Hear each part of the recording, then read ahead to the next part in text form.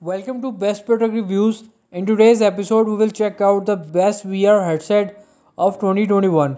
For their prices, check out the links mentioned below in description and comment section.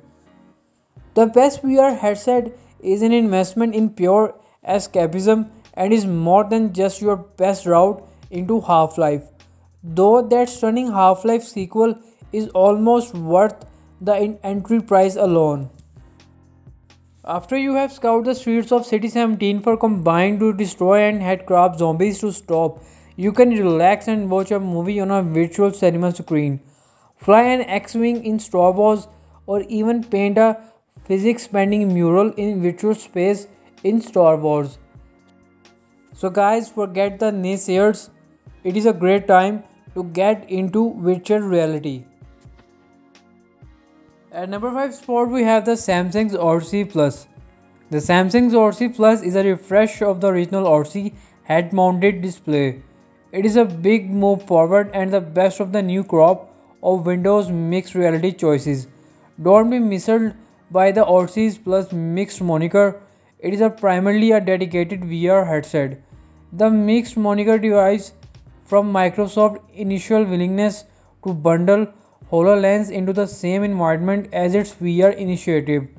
The Odyssey Plus has an impressively high resolution display for a WMR unit with a resolution of 2880 into 1600, and it also uses Samsung's patented anti-screen door feature to minimize the fine-grained screen in most HMDs. This VR headset has a refresh rate of 90 Hz with a field of view of 110 degrees and has connection port of HDMI and USB 3.0. As a result, the screen door effect in the Odyssey Plus is practically undetectable, and combined with the WMR standard of inside-out tracking provides a remarkable level of immersion. At the number 4 spot we have the HTC Vive Cosmos Elite. The HTC Vive Cosmos Elite is designed to fix some of the issues with the original HTC Vive Cosmos while retaining the core requirements of that platform.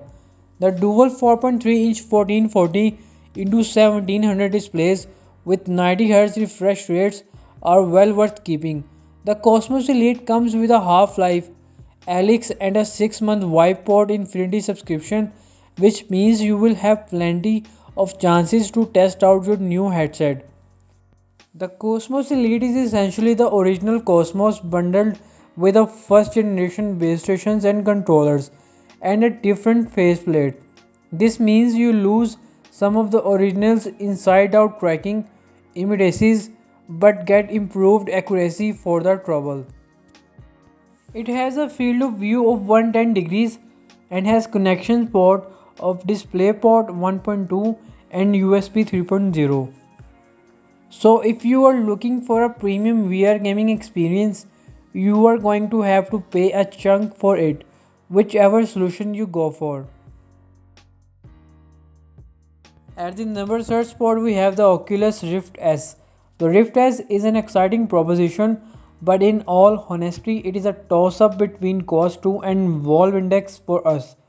Still, in an effort to offer some alternative if need be, the Oculus Rift S does a good job of entirely displacing its predecessors, the original Oculus Rift.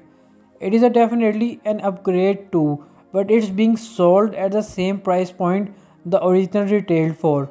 That said, it is also an odd step back in some befalling ways, with a slight decrease in refresh rate and in the fact it uses LCD lenses rather than OLED. The Rift S is without a doubt the best mid-range wide headset for a PC. It has a resolution of 2560 into 1600 with a refresh rate of 80 Hz and a field of view of 110 degrees.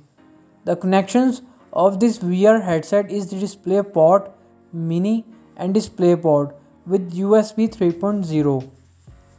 So if you have already invested in a mid-tier or higher gaming PC and want a powerful headset but don't want to spend a massive amount of cash for the privilege, the Rift S is a clear winner.